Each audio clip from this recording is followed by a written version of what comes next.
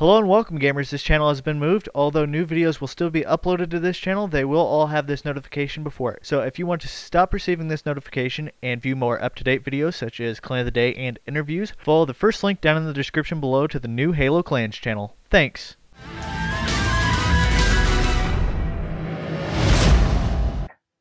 Hello and welcome, gamers, to Halo Clans for today's interview. Today's interview is with Jess Iz Chaos, leader of the United People's Republic.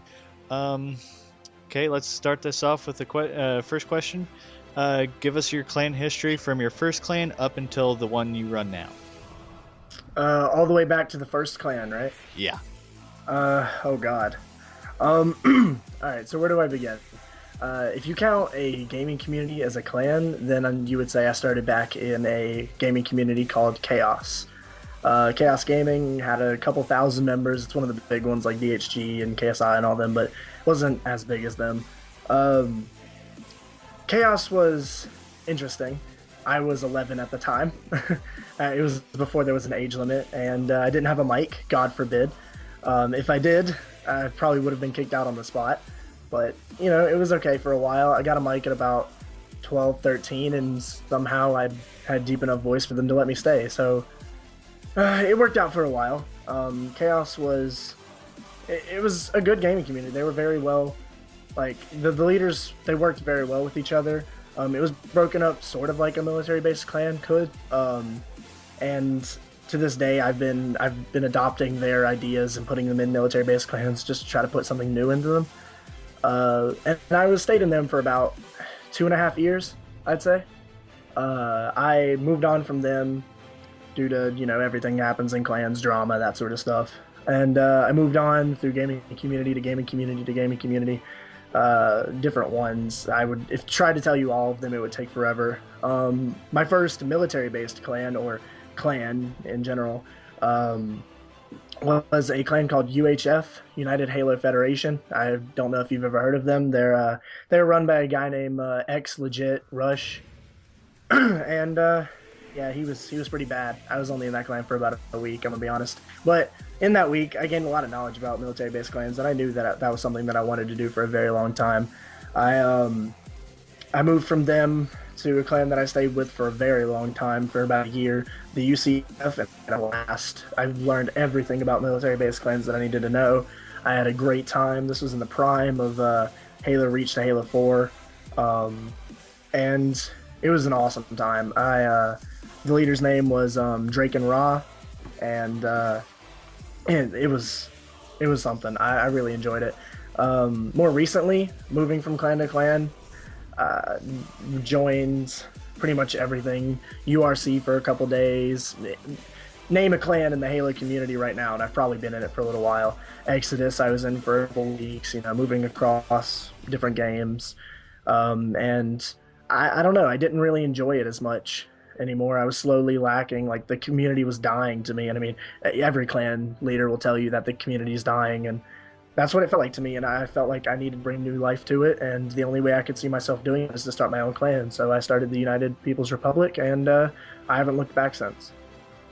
That's an excellent, you know, ideology to kind of drive the community forward. Is, you know, if you're in a clan that's, you know, kind of dying off, why not just go and make your own clan? So how many members does United People's Republic currently have? Currently, we've been growing very rapidly. We haven't been a clan for about, I'd say, a month now, and this was very recently that I started this clan. We've been growing rapidly. We're at about 27 to 30 members, if you count members that aren't in our kick chat. The people that don't really get the information as fast, you know. They join in every once in a while. I wouldn't really call them active members, so about 27 active members. And you've just started this in the course of the beginning of April, right? Yes, I did. So yeah, very fast growing. I didn't really... the major reasons why it grown is I went and hit up all my old clan buddies. Like I said, I've been in almost every single clan you could think of. I wouldn't say I clan hopped in a way where it was I became something useful and then I destroyed their clan and hopped away. Like, I'm not that sort of clan hopper. I'm more of a I join their clan, see how it's going, meet all the guys, make some friends, and then I head off for my own reasons. It's not really. I've never really left a clan on bad terms except for the first one, um, the UHF. But other than that, I've never really left a clan for a bad reason. All right. How does structuring work in the United People's Republic? All right, so how it works is we have three divisions. We have the Army and the Marines, and then we have an unofficial division called it's the Air Force. And the reason it's unofficial is because a lot of people don't really see a need for Air Force. Anybody can pilot a Hornet or a Banshee or whatever. But you'd be surprised. I've seen some pretty bad pilots. Yeah, trust me, I have too. The Air Force is. I don't know. They're interesting. On my website, I don't know if you've seen the description for them. I said Air Force, the ones that love to get high. All puns intended. They're an interesting bunch of people. They're for the more relaxed of the group. The guys that don't really want to be that serious. They just kind of chill out. But I mean, they're very needed during raids. I need some guys that know how to pilot something.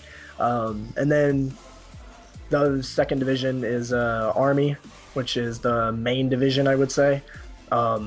It's for the meat of the clan, the people that aren't really competitive or that like to do raids, but more team tac focused, more, new to Halo kind of focused. And then the final division, Marines, is for the more competitive, the more, skilled members. And starting from now onward, well, a couple days ago onward, we're doing handpicked for Marines because, we want the best of the best, and we don't want people joining in going, hey, I can play, joining the Marines, and then, first game, they don't get a single kill.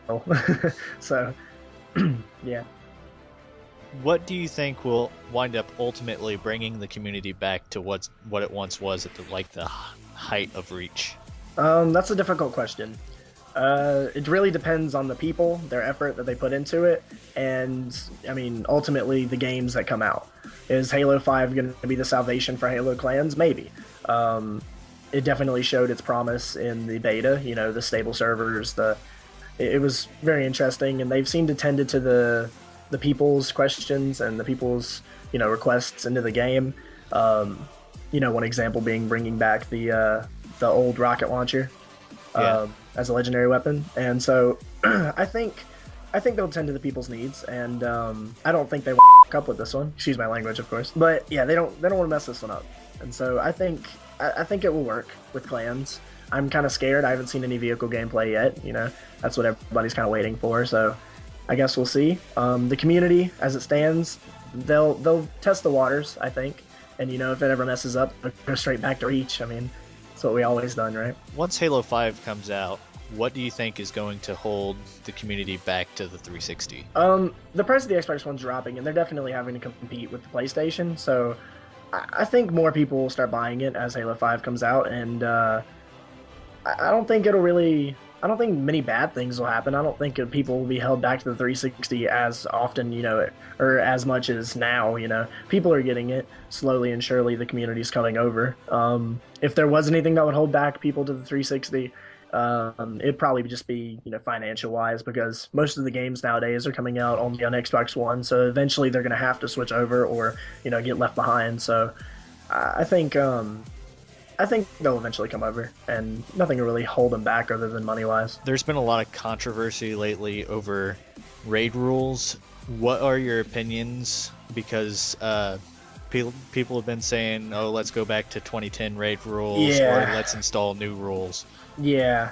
That's I've experienced that firsthand. Done a couple raids. I'm not going to say the clan's name in the interview, but done a couple raids in the past week or so, 2 weeks, that want to use their own raid rules. I personally use the UNR rules of engagement. I think they're very well scripted, very well written out, and I might actually, whenever I get into a party with a leader of a clan, I'll discuss, if I want to change anything. But for the most part, I like the raid rules that have been created recently. They work better with the game, and they're more fair. A lot of people want to use the unfair ones because they want to win, and it's ridiculous. I think if you want to use raid rules, you can use your own, but you have to discuss it with the person that's raiding you or the person you're raiding. You have to talk out raid rules. You have to come to an agreement. And if you can't come to an agreement, a third party should select the raid rules for you. Yeah, that's a big problem in the community right now. People aren't really talking things out. What's your biggest issue as a clan? Um,